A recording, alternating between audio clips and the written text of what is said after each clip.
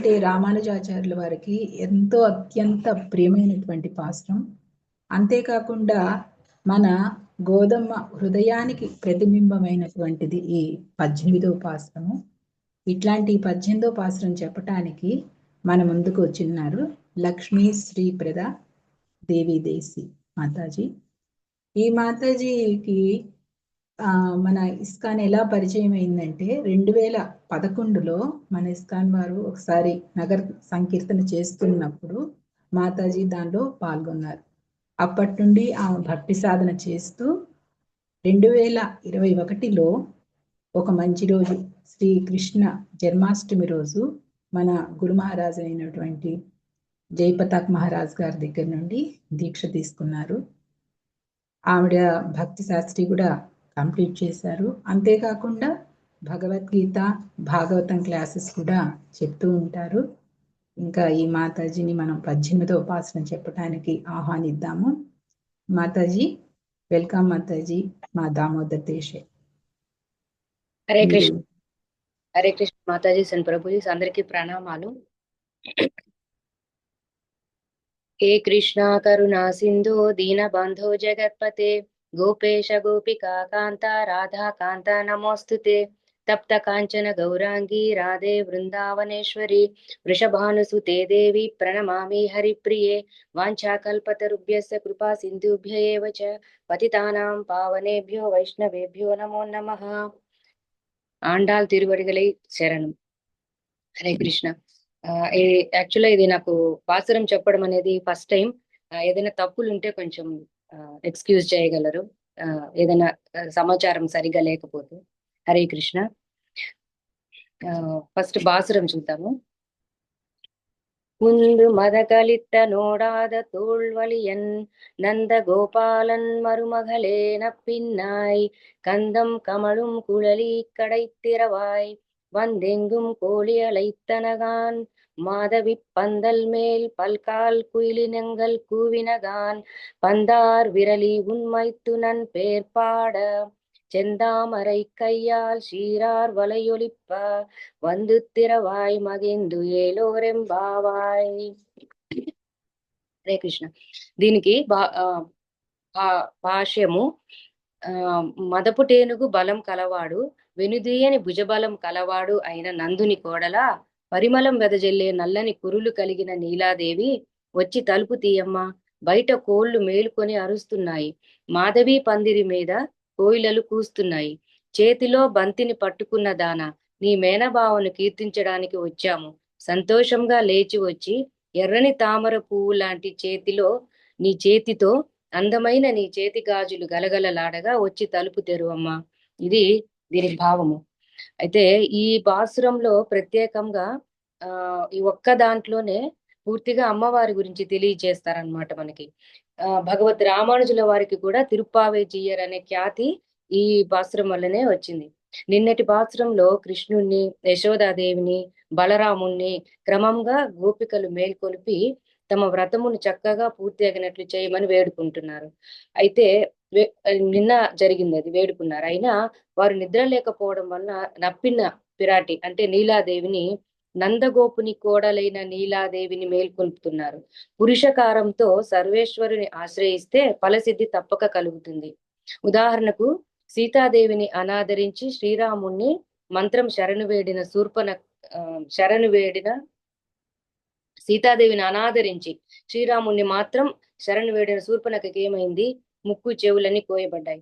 రాముణ్ణి విడిచి సీతాదేవిని మాత్రమే ఆశ్రయించిన రావణుడు చంపబడ్డాడు.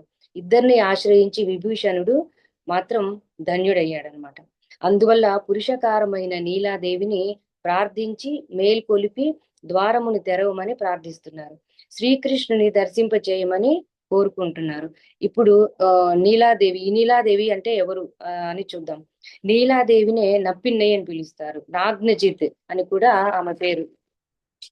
నప్పిన్నయ్య పేరు ఆమె తిరుకల్యాణం గురించి పురాణాల్లో ఎక్కడ కనపడలేదు, మనకి ఉండదు. బట్ వేరే ఎక్కడ ఈ వివరాలన్నీ ఉన్నాయంటే యాదవాభ్యుదయం అనే కావ్యంలో వేదాంత దేశికర్ వివరించి ఉన్నారు. హరివంశంలో వ్యాసుడు రచించిన కావ్యంలోనూ ఉంటుంది. మధ్వ సంప్రదాయంలో వాదిరాజ తీర్థులు రుక్మిణీశ విజయం అనే కావ్యంలోనూ నప్పిన్నై తిరుకల్యాణం గురించిన వివరణ ఉంటుంది. సో ఇప్పుడు మనము ఆ నీలాదేవి గురించి తెలుసుకోవడానికి వస్తే, యశోదమ్మకు కుంభన్ అనే ఒక తమ్ముడు ఉండేవాడు. ఆయన కోసల దేశాన్ని పరిపాలించేవాడట. ఆయన కుమార్తెయే ఈ నాగ్నజిత లేదా నప్పిన్నై, అదే మన నీలాదేవి. నీలాదేవి పుట్టినప్పుడే ఆమె తండ్రి 7 చిన్న ఎద్దుల్ని తెచ్చి పెంచడం మొదలు పెట్టాడట. ఆమెతో పాటే ఆ ఎద్దులు కూడా పెరిగి చాలా బలిష్టమైన పందాలలో పాల్గొనే ఎద్దుల్లాగా తయారయ్యాయి. అయితే 7 రాక్షసులు ఈ 7 ఎద్దుల్లో ప్రవేశించాయట. ఎందుకంటే ఈ విధంగా అయినా కృష్ణుణ్ణి చంపవచ్చునని ఆ రాక్షసుల పన్నాగం. అందుకే ఆ 7 రాక్షసులు ఆ 7 ఎద్దుల్లో ప్రవేశించడం వల్లనే ఆ ఎద్దులు చాలా తొందరగా, ఆవిడకి 3 సంవత్సరాల వయసు వచ్చే లోపలే ఆ ఎద్దులన్నీ చాలా పెద్దవిగా పెరిగి ఇంటికి వచ్చిన వాళ్ళందరినీ పొడవడం మొదలు పెట్టాయన్నమాట. నా బిడ్డకు 3 సంవత్సరాల వయసు మాత్రమే అయింది, అయినా పర్వాలేదు, ఎవరైతే ఈ ఎద్దులను అనుస్తారో వారికి నా కూతుర్నిచ్చి పెళ్లి చేస్తానని ఆ కుంభుడు చెప్తాడనమాట. కానీ ఎవరి వల్ల కాలేదు ఆ ఆ బలిష్టమైన ఎద్దులని అణచడానికి. కృష్ణుడికి అప్పుడు 5 సంవత్సరాలు. ఒకరోజు యశోద కృష్ణుడిని తీసుకుని కుంభని ఇంటికి వస్తుందట. ఆ ఎద్దుల్ని కృష్ణుడు చూసి నేరుగా వాటి దగ్గరికి వెళ్ళి వాటిని అణిచివేశాడట. అప్పుడు కుంభుడు చెప్తాడు, కృష్ణుడే నా అల్లుడు అని చెప్పి నీలాదేవిని తీసుకొని వెళ్ళమని యశోదకు చెప్తాడు. అప్పుడు యశోద అడుగుతుంది, 3 సంవత్సరాల వయసులో పెళ్లి ఏమిటి అని అడిగితే, లేదు నువ్వే తీసుకెళ్ళిపో, ఇప్పుడే తీసుకెళ్ళిపో, నా మాట ప్రకారం నీ కూతురిలాగా పెంచుకో, యుక్త వయసు రాగానే పెళ్లి చేయమని చెప్తాడు. చిన్న వయసు నుండే అప్పుడు యశోద ఇంట్లో పెరిగింది నప్పిన్నై. అందుకనే ఇప్పుడు నందుని కోడల అని మన గోదాదేవి సంబోధించి పిలుస్తోంది అన్నమాట. ఈమె చాలా అద్భుతమైన సౌందర్య రాశి. ఈమె కోసమే కృష్ణుడు రేపల్లెకి మధురలో పుట్టినా కూడా రేపల్లెకి వచ్చేసాడని కూడా అంటారు. ఈ కృష్ణావతారంలో నీలాదేవి పురుషకారం. అసలు పురుషకారం అంటే ఏమిటి? పురుషకారం అంటే భగవంతునికి మనకు మధ్య సంబంధాన్ని ఏర్పరచడం. అమ్మని మనకు భగవంతునికి మధ్య ఒక పురుషకారం అంటారు. భగవంతుడు మనల్ని రక్షించాలి. రక్షణ అంటే ఏంది? కావలసింది ఇవ్వడము, అక్కర్లేంది తొలగించడము. మనకి మన పురోగతికి ఏ విషయాలైతే మనకు అవసరమో వాటిని మన దగ్గర ఉంచడము, అనవసరమైన విషయాలను మన దగ్గర నుంచి దూరం చేయడమే భగవంతుడి రక్షణ మనకి. అయితే మరి ఇవన్నీ చేయడానికి భగవంతుడికి ఏం కావాలి? మన మీద దయ, వాత్సల్యం అనే గుణాలు ఆయనలోంచి పైకి రావాలి. ఆయనలో ఆ స్వతంత్రత అనేది తొలగాలి. మనం ఎన్నో పాపాలు చేసి ఉంటాము. మరి మనల్ని ఆయన దండిస్తే ఎలాగా? తెలుసో తెలియకో మనము ఎన్నో పాపాలు చేసి ఉండొచ్చు. కానీ అప్పుడు ఇప్పుడు మనం బాగుపడదాము అనుకుని ఆయనకు శరణాగతి చేద్దాం మనల్ని అనిపించినప్పుడు, ఆయనకు మనలోని దోషాలు కనపడకూడదు కదా, లేదా దోషాలు త్వరగా తొలగిపోవాలి కదా. అంటే అమ్మ ముందుండి మనలోని మంచి గుణాలను తెలియచేసి చెడ్డ గుణాలని ఆమె సరిచేసి ఇంకా ఏదైనా ఉన్నా కూడా భగవంతుని, పాపం చిన్నపిల్లలయ్యా, వాళ్ళకి ఏం తెలియదు, వాళ్ళని మన్నించవయ్యా అని అమ్మ స్వామివారికి చెప్పి సిఫారసు చేస్తుంది. ఆయనలో మంచి దయ, వాత్సల్యాది గుణాలను పైకి తెచ్చేది అమ్మే. తండ్రి హితము కోరి దండిస్తాడు, అమ్మ ప్రియంతో బాగుపరుస్తుంది. ఈ జీవునికి భగవానునికి మధ్యవర్తిగా ఉండి వ్యవహరిస్తుంది. అందుకే ఆమెను శ్రీ అంటారు. భగవంతుని అనుగ్రహం మనకు ఆమె సహవాసం చేత మాత్రమే ఏర్పడుతుంది. ఈ విధంగా అమ్మ మధ్యవర్తిగా వ్యవహరించి మనల్ని, అంటే జీవులని భగవంతుని దగ్గరకు చేరుస్తుంది. ఇదే పురుషకారం అంటే. అందుకే పెద్దలు చెప్తూ ఉంటారు, ఎప్పుడైనా మనం దేవాలయానికి వెళ్ళినప్పుడు మనం మొదట అమ్మవారిని దర్శించుకోవాలి. అమ్మకు మనము విజ్ఞప్తి చేయాలి. ఆ విన్నపాన్ని తీసుకెళ్లి అమ్మ తండ్రికి చెప్తుంది. మన పైన తర్వాతే స్వామి దర్శనం చేసుకోవాలి. అప్పుడు ఆమె మన పైన భగవంతునికి దయ, వాత్సల్యం అవి కలిగేలాగా చేస్తుంది. దయ అంటే ఏమిటి? ఎదుటివారు బాధపడుతుంటే వారు బాగుపడేంత వరకు ఆ బాధని మన బాధగా, మన దుఃఖంగా భావించడం. వాత్సల్యం అంటే వత్సం అంటే దూడ, వాత్సం అంటే దూడ పుట్టినప్పుడు ఉండే మాలిన్యం, లా అంటే నాకి తీసివేయడం తీసేసి తొలగించడం ఆ మాలిన్యాన్ని. మనం తెలియకుండా తెచ్చుకున్న దోషాలు తొలగాలి అంటే ఆయనలోని ఈ వాత్సల్యము, దయ అనే గుణాలు పైకి రావాలి. ఎలాగైతే దూడ పుట్టినప్పుడు తల్లి దూడ ఎలా దాన్ని మాలిన్యాన్ని నాకి తొలగిస్తుందో, అదే విధంగా తల్లి అయిన లక్ష్మీదేవి మనలోని మాలిన్యాన్ని తొలగించి మనలోని మంచి గుణాలను పైకి తీసుకొని వస్తుంది. అందుకే అమ్మ ఎప్పుడు స్వామిని విడిచిపెట్టి ఉండదట. మనం ఎప్పుడు ప్రార్థించడానికి వచ్చినా మనతో కూడానే స్వామితో కూడానే అమ్మ ఉండి మనల్ని, మన మాలిన్యాన్ని తొలగించి మన పైన కరుణ చూపించి భగవంతుడి దగ్గరికి చేర్చడానికే ప్రయత్నిస్తూ ఉంటుంది. ఆయన పరమపదంలో ఉంటే ఆమె లక్ష్మీదేవిగా ఉంటుంది, ఆయన వరాహస్వామిగా ఉంటే ఆమె భూదేవిగా వస్తుంది, ఆయన రాముడైతే ఆమె సీతగా వచ్చింది, మరి ఆయన కృష్ణుడిగా అవతరించినప్పుడు ఆమె నీలాదేవిగా వచ్చింది. కాబట్టి ఈవిడే పురుషకారం అని అంటారు. ఈవిడ అమ్మవారే మనకి పురుషకారం అనేది. అయితే ఆ మదపుటేనుగు బలం కలవాడు అని ఇక్కడ నందగోపుణ్ణి చెప్తున్నారు. మదపుటేనుగు బలం కలవాడు, భుజబలం కలవాడు అని నందగోపుని సూచిస్తున్నాయి. ఎందుకు నందగోపుని ఇలా పోలుస్తున్నారంటే కొన్ని కారణాలు ఉన్నాయి. అవేమంటే, కృష్ణుడు ఏనుగు లాంటి దేహాన్ని, బలాన్ని నందగోపుడికి ఎందుకు ఇచ్చాడంటే, మరి కృష్ణుడు దేవాది దేవుడు, చాలా అన్ని సంపూర్ణంగా ఉన్న బలమైన వాడు, అన్ని గుణాలు సంపూర్ణంగా ఉన్నవాడు కదా. ఇప్పుడు మరి ఆయన్ని చూసుకోవాలి అంటే నందగోపుడికి ఎంత బలం కావాలి, అందుకని శ్రీకృష్ణుడు నందగోపుడికి ఇంత భుజబలాన్ని ఇచ్చాడట. అది ఒక కారణంగా చెప్తారు. మదం కలిగిన ఏనుగులు ఎవరి దగ్గర ఉన్నాయో అవన్నీ మదపుటేనుగు బలం ఉన్నవాడు అంటారు. అంటే ఆయన దగ్గర ఉన్నవన్నీ పశువులే, 9 లక్షల పశువులు ఉన్నాయి, అయినా కూడా మదపుటేనుగుల బలం ఉన్నవాడు అని ఎందుకన్నారంటే, ఆ పశువులే అంత బలిష్టంగా, ఏనుగులు అంత బలిష్టంగా ఉండేవట. అందుకని కూడా ఆయన్ని ముందు మదగలిత్తన్ అని అంటారు. అంటే వసుదేవుని దగ్గర ఉండే ఏనుగులు నందగోపుని దగ్గరే ఉండేవట. అంటే ఎప్పుడైతే వసుదేవుని కారాగారంలో బంధిస్తాడో కంసుడు, అప్పుడు ఆయనకు సంబంధించిన ఆస్తులు అన్ని కూడా వసుదేవుడే, నందగోపుడే చూసుకుంటున్నాడు అనమాట. సో అందుకని ఆయన ఏనుగులు కూడా నందగోపుడి దగ్గరే ఉండేవి, అందుకే ఆయన్ని ముందు మొదగలిత్తన్ అని కూడా అంటారు అని చెప్తారు. ఇంకొక కారణం ఏంటంటే, ఇంపార్టెంట్ అయింది ఏంటంటే, కృష్ణుడు అనే ఏనుగునే ఆయన ఏలుతున్నాడు కాబట్టి కృష్ణుడే నందగోపునికి ఏనుగంత బలము అని కూడా మన ఆచార్యులు చెప్తున్నారనమాట. అటువంటి భుజబలం ఉన్న వారికి కోడల అని నీలాదేవిని సంబోధిస్తున్నారు మన ఆండాళ్ళ తల్లి అండ్ గోపికలు. సీతాదేవి కూడా తన గురించి చెప్పేటప్పుడు దశరథుని కోడలిగానే పరిచయం చేసుకుంది, కానీ అలాగే మన వాళ్ళు నీలాదేవిని నందగోపుని కోడలుగానే ఇక్కడ మనకు పరిచయం చేస్తున్నారు. తర్వాత వాళ్ళు నప్పిన్నాయ్ అని పిలుస్తున్నారు ఆవిడని. అంటే ఆవిడ అపురూప సౌందర్యవతి అని అర్థం. నీలాదేవిని గురించి మనము ఇదివరకే చూసాం, ఆమె కుమ్ముడి కూతురు, ఆమె గురించిన వివరాలు. ఇప్పుడు నెక్స్ట్ ఏం చెప్తున్నారంటే, గంధం కమళం కుళలి కడై తిరవాయి. దీనికేం వివరణ ఇచ్చారు ఆచార్యులు. సువాసనలు వెదజల్లుతున్న కొప్పు కలదానా, గడియ తీయమ్మ. భగవంతుడు పుష్పమైతే అమ్మవారు పరిమళము. పువ్వు పరిమళం వేర్వేరుగా ఉండవు కదా, ఆ పరిమళము బయట దాకా ప్రసరిస్తుంది కాబట్టి స్వామి లోపలే ఉన్నారని, శయనిస్తున్నారని వీళ్ళకు అర్థమైంది. ఈ పరిమళము సర్వపుష్ప పరిమళ సముదాయమై ఉన్నది. లోపల నుంచి వచ్చే పరిమళము అన్ని పుష్పాలతో కూడినటువంటి అంత పరిమళంగా బయటికి ప్రసరిస్తుంది. అయితే పరమాత్మ సర్వ పరిమళము కలవాడు, సర్వ రసములు కలవాడు, అందుకే ఇట్టి పరిమళము పరమాత్మ లోపలే ఉన్నాడని తెలియచేస్తుంది.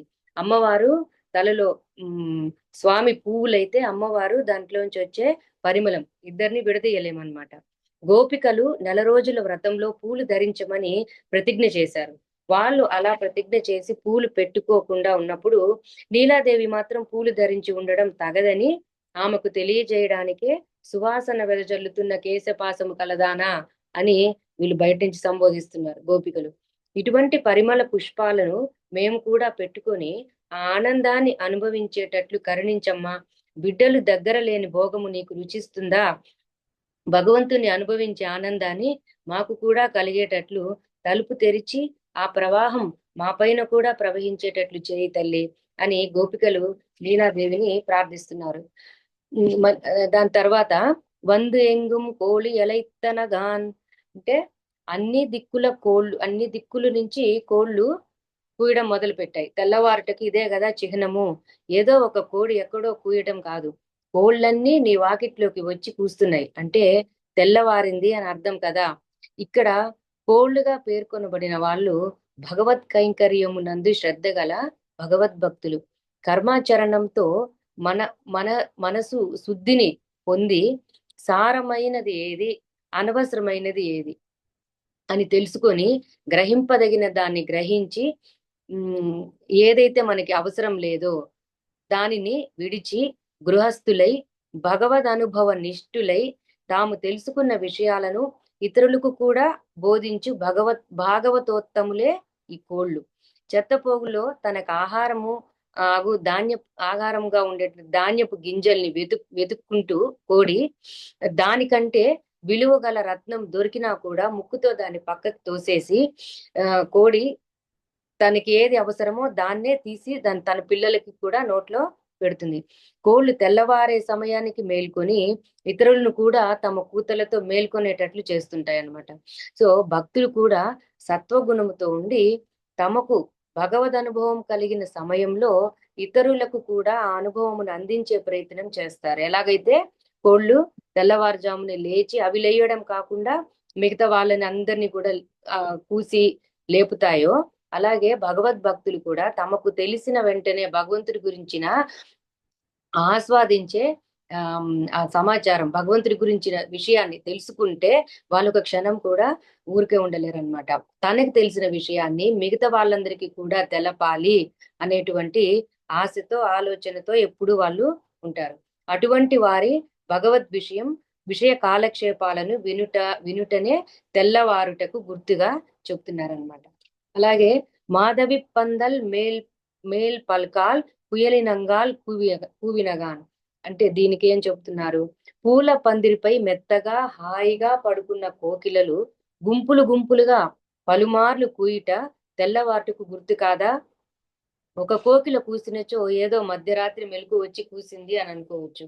కానీ అన్ని కోకిలలు ఒకేసారి పందిరి కింద గోపికలు ఇక్కడ నుంచొని బయట ఎలాగా నీలాదేవిని తలుపు తెరవమని పిలుస్తున్నారో అలాగే పందిరి మీద ఉండే కోకిలలు కూడా ఆ నీలాదేవి మాటయే తమకు ఆధారంగా భావించి అది లభించకుండా నోరెండినట్లు ఒకే కూతగా అరుస్తూనే ఉన్నాయి. ఇట్లా కోకిల వలె మధుర గానంతో లోకమును ఆనందమయం చేసే వాళ్ళెవరు? ఆళ్వార్లు. భగవత్ కటాక్షంచే వాళ్ళకి జ్ఞాన భక్తులు కలిగాయే కానీ వాళ్ళు ప్రయత్నించి వాళ్ళ సొంత ప్రయత్నంతో కలగలేదు అని చెప్తున్నారు. కోకిల తన గుడ్డును తాను పిల్లగా చేయలేదు, కానీ గుడ్డు కాకిచే పొదగబడుతుంది. ఆళ్వార్లు కూడా ఆత్మను ఆవరించిన మాయారూపమగు అవిద్యను భగవత్ కటాక్షంచే తొలగించుకున్నారే కానీ స్వప్న ప్రయత్నంతో మాత్రం కాదు. వారు పరభృతములు.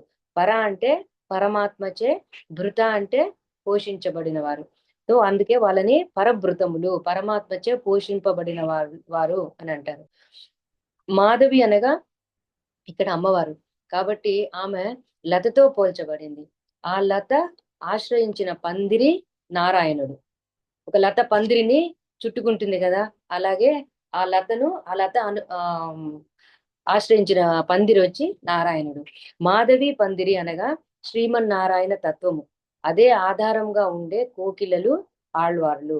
వారెప్పుడు భగవద్దాసుల సంఘంతో కూడి అవిచ్ఛిన్నంగా భగవద్గుణ గానము చేయుటయే వారి స్వభావము. అందుచే మాధవి పందిరి మీద కోయిలలు పలుమార్లు కూయిచున్నవి అని అన్నారనమాట. ఇక్కడ తెల్లవారుచున్నదని చెప్పినను ఆ నీలాదేవి మాట్లాడకుండా పడుకుని ఉండడం వల్ల లోపల ఎలా ఉన్నదో ఏమో అని గోపికలు ఆ తలుపు రంధ్రాల గుండా చూడడానికి ప్రయత్నించారు. ఆమె ఆమె చేతిలో బంతి పట్టుకొని పడుకొని ఉన్నట్టు కనిపించింది. ఓహో, ఒక చేతిలో శ్రీకృష్ణుణ్ణి, ఒక చేతిలో బంతిని పడుకొని మన ఆర్తిని గుర్తించలేదే అని ఆమెను వేరొక విధంగా వాళ్ళు సంబోధించారు. ఎలా? పందార్ విరలి, బంతితో నిండిన వేళ్లు కలదానా అని సంబోధిస్తున్నారు. సృష్టి కాలంలో మొదట్లో పరమాత్మ తన ప్రియురాలి వినోదం కోసం కర్మసూత్రబంధమైన అచేతనమైన బంతిని చేతనులనడి వాయువుతో పూరించి వినోదించుచుండును.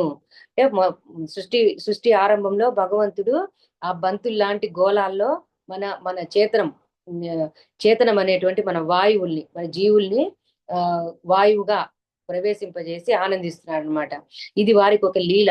ప్రళయ కాలంలో వీటన్నింటినీ తన చేతిలో పట్టుకొని పరమాత్మను కౌగలించుకొని పడుకొని ఉంటుందట అమ్మవారు. చేతన అచేతనాత్మక అమగు సర్వ జగత్తే బంతి. అమ్మవారు ఈ జగత్తుని, పరమాత్మని రెండు చేతులతోనూ పట్టుకొని ఉంటుంది. ఈ రెండింటినీ కలిపెడి తత్వమే శ్రీతత్వము. వారి చేరికయే నారాయణ తత్వము. గోపికలు తాము కూడా ఆ నీలాదేవి లాగా శ్రీకృష్ణ పరమాత్మతో బంతిని పట్టుకొని పడుకునే దశను అనుభవించేలాగా ఆ నీలాదేవి వాళ్ళని అనుగ్రహించాలని గోపికలందరూ అర్థిస్తున్నారనమాట. ఉన్మైతునన్ పేర్పాడ, నీ బావ యొక్క పేరును పాడుటకు వచ్చాము అని చెప్తున్నారు. నీ ప్రియుని గుణములను మేము కీర్తించుట నీతో వానికి గల సంబంధమును బట్టియే కదా.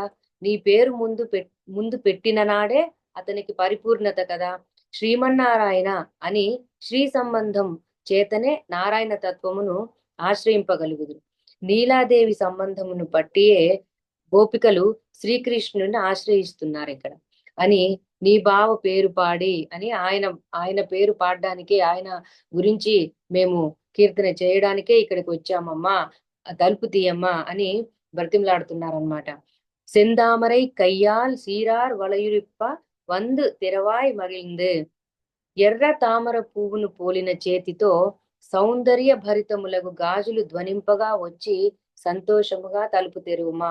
దీనికి అర్థము, సర్వ జగద్రక్షణం చేసి అలసిన అమ్మవారి చేయి ఎర్రబడిందట.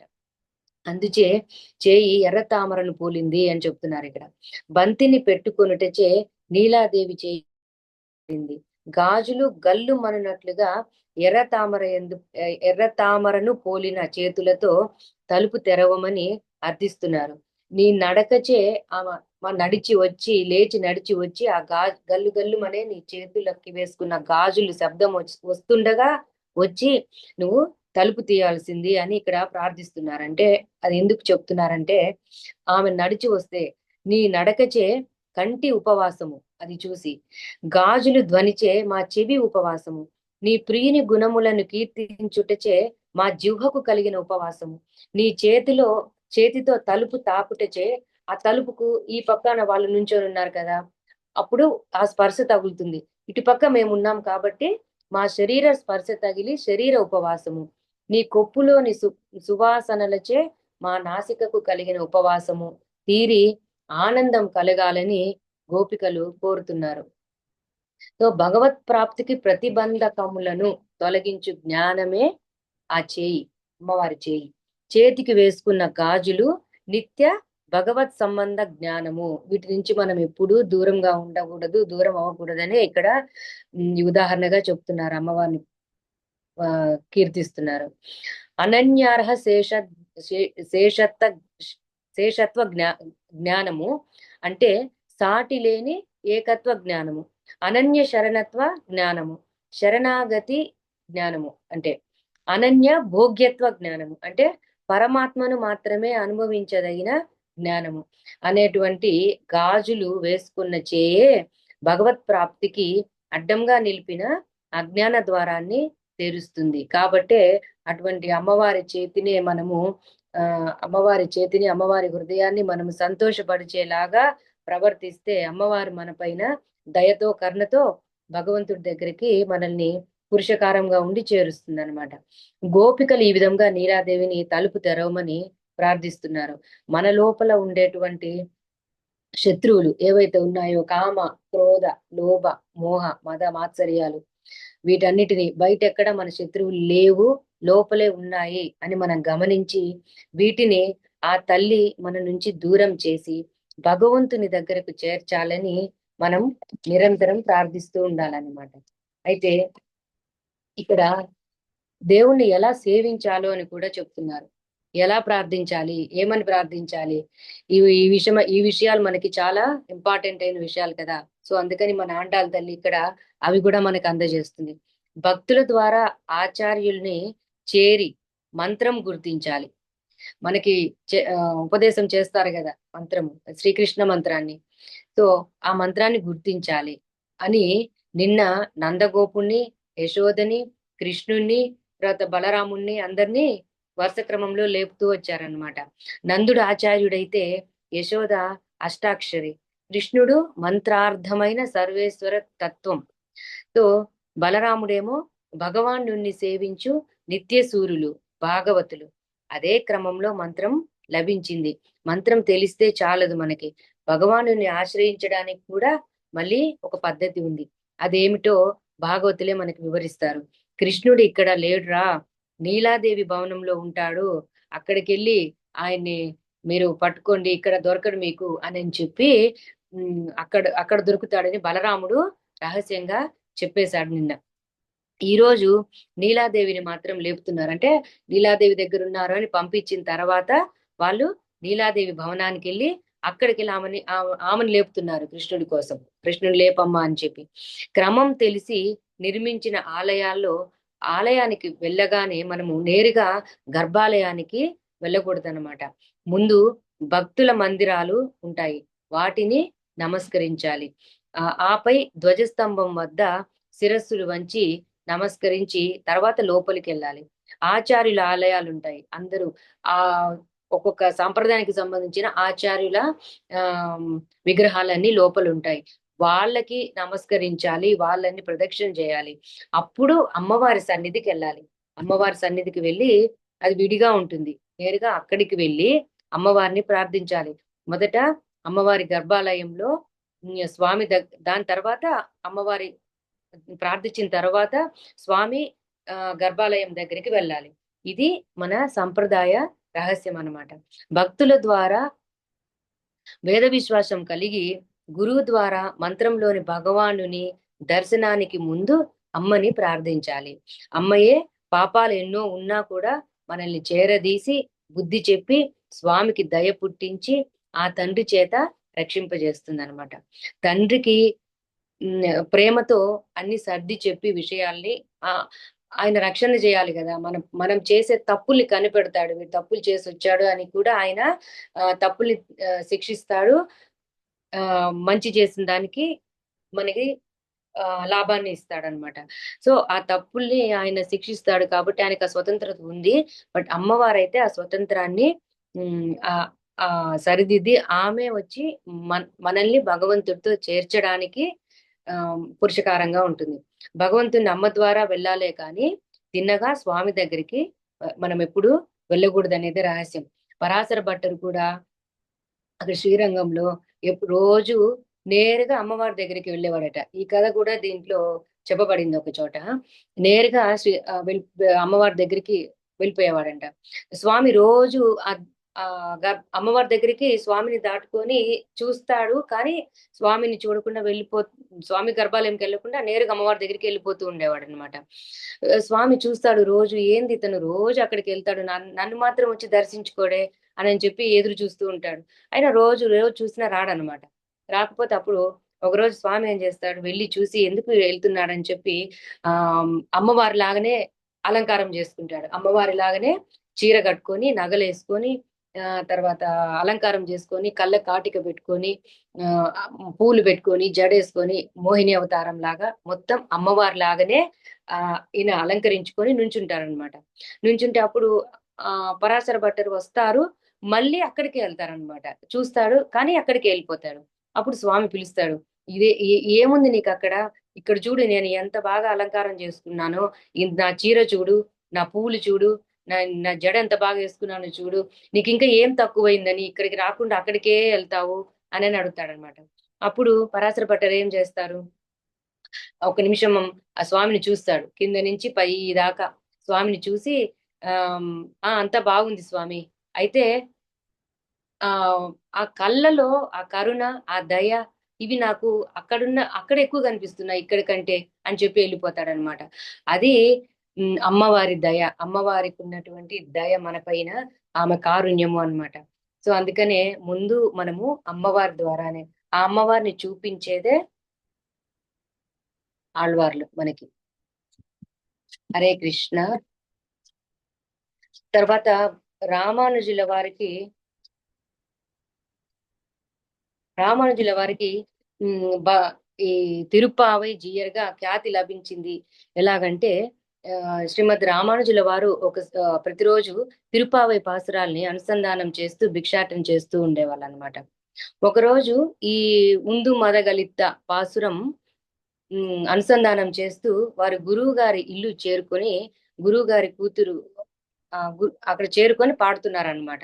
అప్పుడు గురువు గారి కూతురు, ఆమె పేరు అత్తుల్లాయమ్మ, ఆవిడ వచ్చి భిక్ష వేయడానికి తలుపు తెరుచుకొని బయటికి వచ్చిందట. ఆ దృశ్యాన్ని చూసి ఆమె స్వయంగా నీలాదేవే వచ్చారు అని భావించి, ఎందుకంటే రామానుజుల వారు ఇది పాడుకుంటూ వెళ్ళినప్పుడు ఆయన పూర్తిగా దాంట్లో నిమగ్నం అయిపోయారనమాట.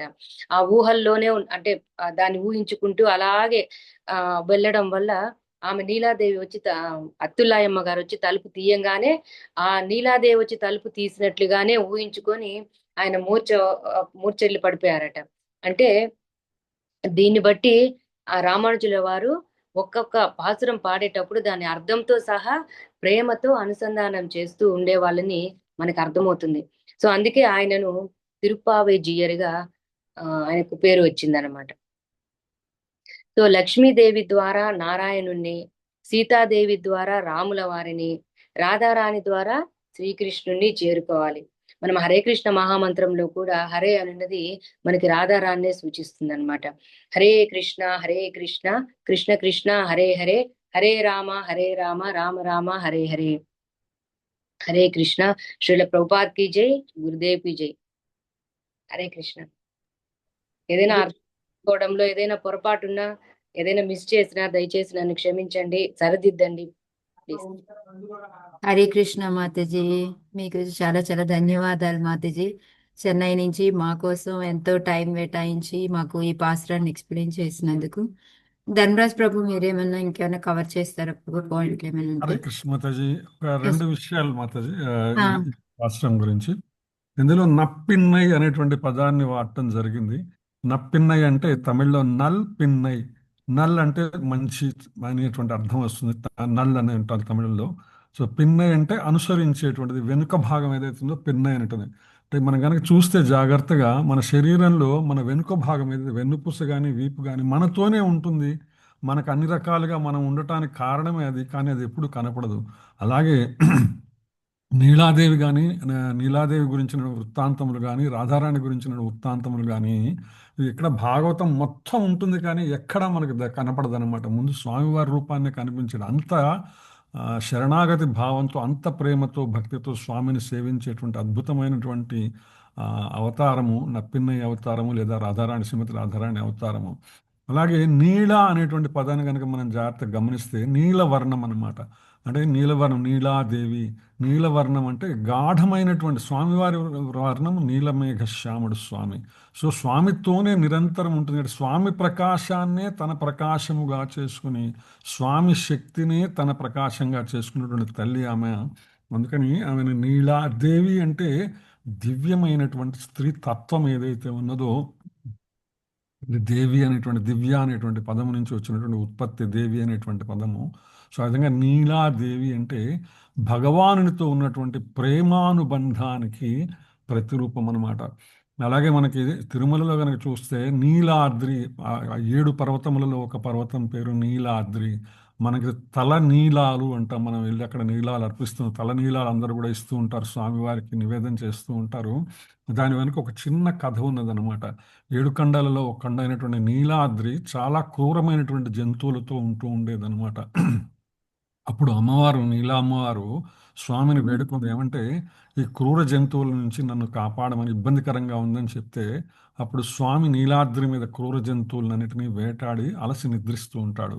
ఆ అద్భుతమైనటువంటి సుందర రూపాన్ని చేసి ఆమె తన్మయత్వంలో చెందుతుంటుంది అనమాట. అలా స్వామిని చూస్తూనే ఆయన ముఖారవిందాన్ని చూస్తూ ఆనందానుభూతికి లోనవుతుంటే, ఆయన నుదిటి మీద కొంత భాగం వెంట్రుకలు కనపడటం లేదనమాట. అంటే క్రూర జంతువులతో యుద్ధం చేయటం వల్ల వెంట్రుకలు ఆయనకు కనపడకుండా కనపడవు అనమాట. కొన్ని పోయినట్టుగా అనిపిస్తుంది ఆమె.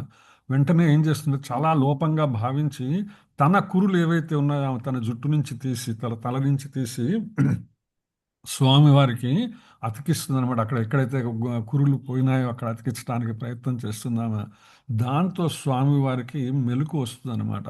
మెలకు వచ్చి ఎదురుగా ఉండేటువంటి ఆమె ఒక్కసారిగా స్వామి మీద భక్తితో, ప్రేమతో, అనురాగంతో ఆ వెంట్రుకలు ఒకసారి పీకేసరికి ఆ తలలో ఉన్నటువంటి ఎంత కదండి గబక్కన వెంట్రుకలు ఒక కొంచెం వెంట్రుకలు పీకితే రక్తమే వస్తుంది గట్టిగా పీక్కుంటే అనమాట. సో అట్లా రక్తం కారుతూ ఉంటుంది. ఆమె భక్తికి సంతోషిస్తాడు స్వామి.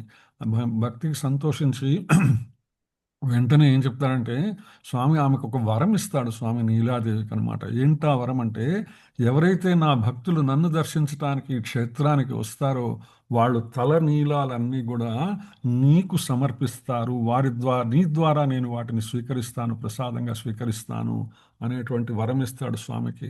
అందుకనే ఆ యొక్క కారణం వల్లనే ఆ సప్తగిరులలో ఉన్నటువంటి ఒక గిరికి ఏదైతే ఉన్నదో, 7 కొండలలో ఒక కొండకి నీలాద్రి అనేటువంటి పేరు వస్తుంది.